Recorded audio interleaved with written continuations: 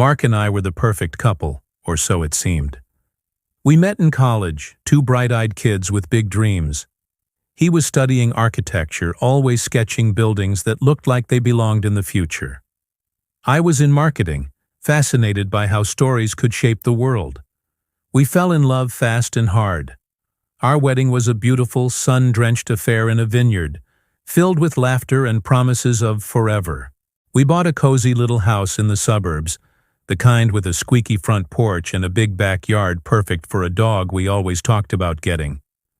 For 12 years, our life was a comfortable rhythm of work, weekend trips, and quiet evenings together. Mark was steady, reliable, and kind. He was my rock. But somewhere along the way, comfort turned into predictability, and my eyes started to wander.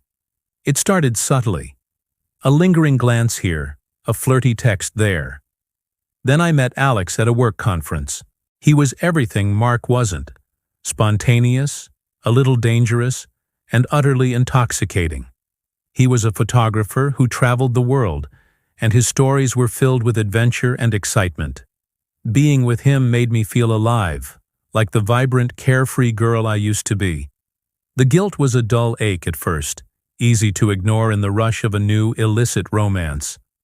I started lying to Mark. Late night at the office, I'd say, my heart pounding as I drove to meet Alex.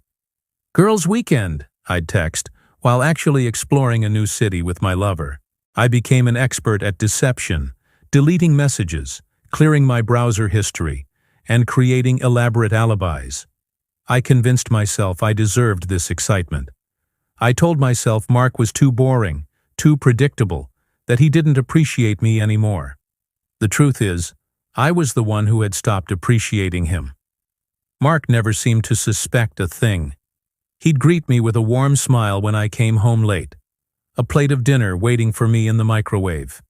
He'd ask about my work trips, listening patiently to my fabricated stories. Sometimes, I'd see a flicker of sadness in his eyes, but I'd quickly dismiss it. He's just tired, I'd tell myself. He was always so busy with his big project at the architectural firm, a career-defining competition to design a new city library. He poured his heart and soul into it, spending countless nights hunched over blueprints and models. He said winning this would set us up for life, allowing us to finally travel, maybe even start that family we'd once dreamed of. I'd nod along, feeling a pang of guilt, but the allure of Alex was too strong.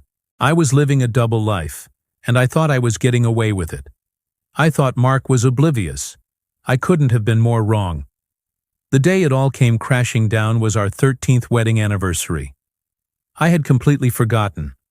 I was supposed to be on a yoga retreat with friends, but was actually shacked up in a fancy hotel with Alex. My phone buzzed with a text from Mark. "Happy anniversary, my love. I have a surprise for you.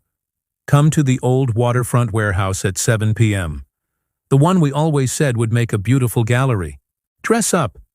My stomach dropped. I quickly made an excuse to Alex, threw on my clothes, and raced back to town, my mind a whirlwind of panic and lies. I arrived at the warehouse, a cavernous, dusty old building. It was completely empty except for Mark, standing in the center under a single spotlight. He was holding a single perfect red rose. He looked handsome, but his eyes were cold, completely devoid of the warmth I was used to. "Happy anniversary," he said, his voice flat. "I know, Sarah. I know everything." My blood ran cold. The words hung in the air, heavy and suffocating. He then began to speak, his voice calm and measured, which was somehow more terrifying than if he had been screaming. He recounted every lie I had told him, every late night, every business trip. He knew dates, times, and even the name of the hotels.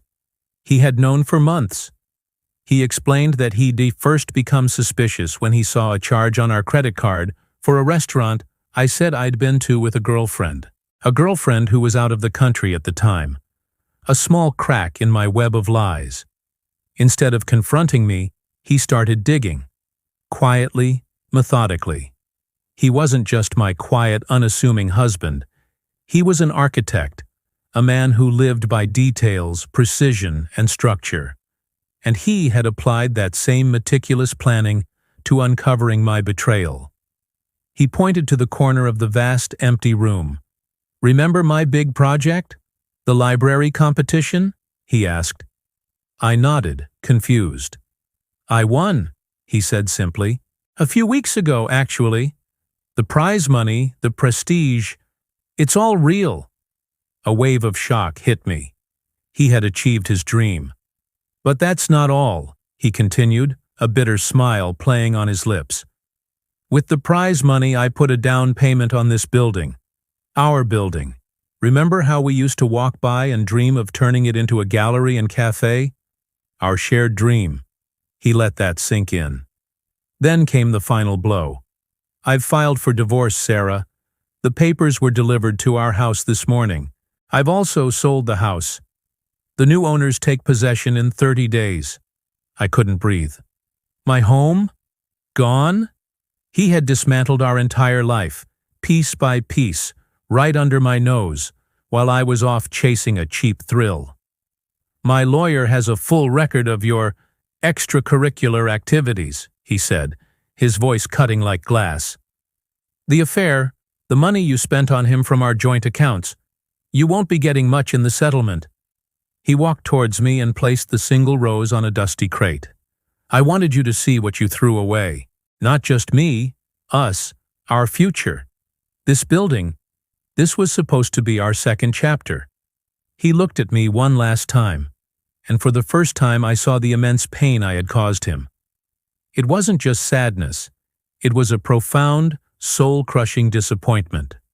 "Goodbye, Sarah," he said, and then he turned and walked out of the warehouse, leaving me alone in the vast, empty space that was supposed to represent our future. I sank to the floor, the silence of the empty building echoing the emptiness in my heart. The aftermath was brutal. I lost my home, my husband, and a significant portion of my financial security. When I went to Alex, looking for some kind of solace, he was gone. He said things had gotten too complicated. He was a thrill seeker, not a partner. I was just part of his latest adventure, and now the adventure was over. My friends, who I had lied to and used as alibis, were distant. They pitied me, but they couldn't respect me. I was completely and utterly alone, a ghost in the ruins of a life I had single-handedly destroyed. I had to move into a tiny, soulless apartment on the other side of town. Every day was a stark reminder of what I had lost: the comfortable home, the shared laughter, the steady love of a good man. I had traded a lifetime of warmth for a few fleeting moments of heat. Months later, I drove past the old warehouse. It was transformed.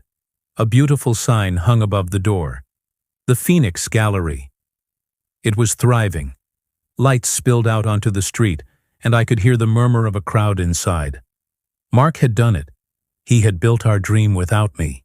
He had risen from the ashes of our marriage, stronger and more successful than ever.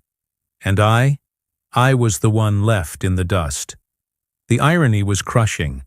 I had called him boring, but he was the one who had the strength and vision to build a new life from scratch. I was the one who was left with nothing but regret, a hollow feeling that became my constant companion. I learned the hardest lesson of all: the grass isn't always greener on the other side. Sometimes, the most beautiful garden is the one you already have, the one you've nurtured and grown together. You just have to be willing to tend to it. I threw away a diamond while chasing glittering pieces of glass. Now, all I have are the sharp edges of my mistakes. My story is a warning. Don't let comfort fool you into complacency. Don't take a quiet love for granted. Because a quiet man can have the loudest resolve. And when he finally walks away, the silence he leaves behind is the most deafening sound you will ever hear.